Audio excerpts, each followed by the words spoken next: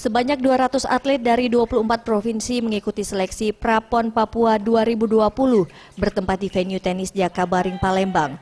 Prapon 2020 yang berlangsung mulai dari 5 sampai 11 Agustus 2019.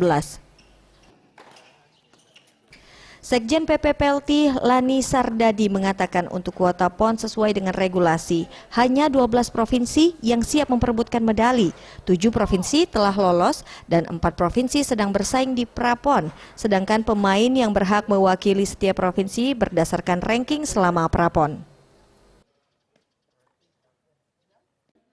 Prapon ini yang terdaftar 24 provinsi putra dan 16 putri karena ada satu yang gagal. Tapi so far sih oke, nggak ada masalah. Single, double, ya, grup seperti biasa. Usia berapa? Nggak ada usia kan karena Prapon. Kan kita ngikutin THB-nya PON. Tidak ada batasan usia. Pada Prapon ini, Sumatera Selatan berjuang agar dapat meloloskan atletnya di PON Papua 2020. Tim Liputan Sriwijaya TV.